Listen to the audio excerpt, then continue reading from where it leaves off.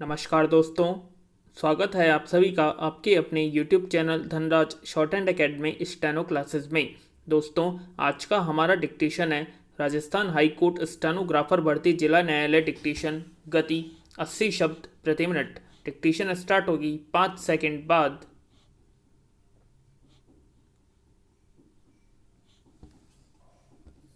Get ready, start. शनिवार रविवार की देर रात पूर्वी लद्दाख में पैंगोंग झील के करीब चीनी दुस्साहस को भारतीय सैनिकों द्वारा नाकाम किए जाने और रणनीतिक रूप से अहम एक चोटी पर कब्जे के बाद बीजिंग के सुर बदल गए हैं।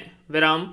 चीनी विदेश मंत्री वांग यी ने कहा है कि दोनों देशों को अपने मतभेदों को काबू में करने की ज़रूरत है और इसके लिए वह बातचीत करना चाहते हैं।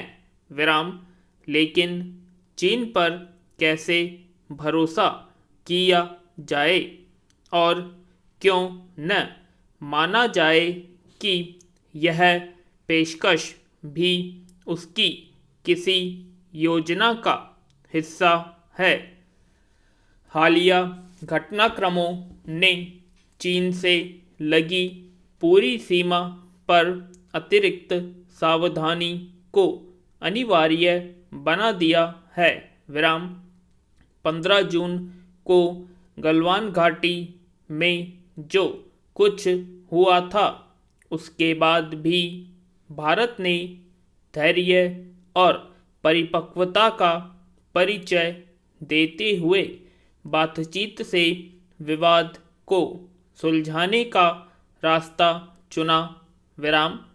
पिछले 2.5 महीनों में दोनों देशों के बीच सरहद पर कई दौर की सैन्य वार्ताएं हुई व कूटनीतिक प्रयास भी हुए। विराम।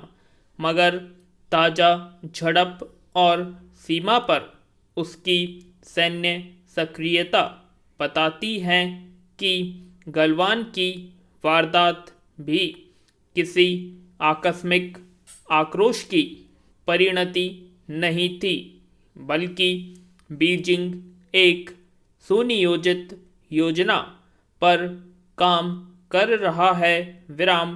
पैरा।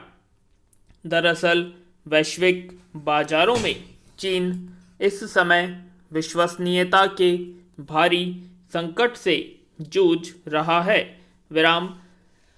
खासकर कोरोना के इस दौर ने संसार भर के देशों को उसके प्रति सशंकित कर दिया है। विराम। भारत, अमेरिका, ब्रिटेन समेत कई बड़े देशों ने उसकी कंपनियों के खिलाफ कठोर फैसले किए हैं, तो वहीं अनेक देशों की कंपनियां चीन से अपने कारोबार समेट रही हैं या फिर उन्हें अपनी आगामी निवेश योजनाओं को टाल दिया है। विराम। ऐसे में अपने विशाल बाजार और सक्षम युवा श्रम शक्ति के कारण भारत स्वाभाविक रूप से चीन का एक बेहतर विकल्प है। विराम।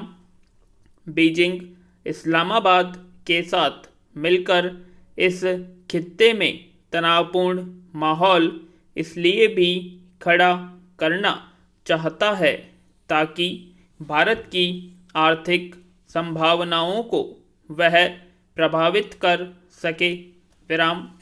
पाकिस्तान के जरिए ऑर्गेनाइजेशन ऑफ इस्लामिक कोऑपरेशन में कश्मीर पर भारत को घेरने की उसकी कोशिश जब बुरी तरह विफल हो गई, तब उसने तिब्बत में नई सक्रियता दिखाई और उसे आधुनिक समाजवादी तिब्बत बनाने का ऐलान किया और फिर पूर्वी लद्दाख में एक नई हिमाकत विराम। पैरा, दुनिया की अर्थव्यवस्था पहले ही कोरोना महामारी की चपेट में है। ऐसी सूरत में किसी जंग की ओर ले जाने वाली कोई भी हरकत पूरी मानवता के प्रति एक गंभीर अपराध है विराम। मगर बीजिंग ने कब इसकी परवाह की? इसलिए भारत को उसके छलावों को समझते हुए हर स्थिति के लिए तैयार रहना होगा विराम। आक्रामकता के बाद अपने भौगोलिक विस्तार को बातचीत के जरिए मान्यता दिलाने की उसकी पुरानी रणनीति रही है विराम। और इस बात से सभी पड़ोसी देश वाकिफ हैं, पर बीजिंग को अब इस मुगालते में कतई नहीं रहना चाहिए कि भारत उसके किसी दबाव में आ जाएगा। निसंदेह अंतिम क्षण तक टकराव को टाला जाना चाहिए, क्योंकि अंततः इसका नुकसान दोनों पक्षों को होता है विराम। लेकिन गलवान घाटी में भारी नुकसान उठा चुके चीन को यह स्वीकार करना ही होगा कि भारत अपनी भौगोलिक स्थिति से कोई समझौता नहीं करेगा और अब सीमा विवाद को अंतिम रूप से हल करने की गंभीरता उसे दिखानी होगी। पूर्ण विराम। उम्मीद करते हैं आप सभी को डिक्टेशन पसंद आई होगी, तो प्लीज़ कमेंट बॉक्स में कमेंट करें और यदि आपने हमारे चैनल को सब्सक्राइब नहीं किया है तो सब्सक्राइब करें और वीडियो को लाइक और शेयर करना ना भूलें। धन्यवाद। और दोस्तों, यह डिक्टेशन राजस्थान हाई कोर्ट के लिए बहुत ही महत्वपूर्ण डिक्टेशन है, तो प्लीज़ इसका ज़्यादा से ज़्यादा ट्राई करें और इसे अंत तक लिखने की कोशिश करें जब तक आपकी शून्य गलतियाँ ना आ जाएं। धन्यवाद।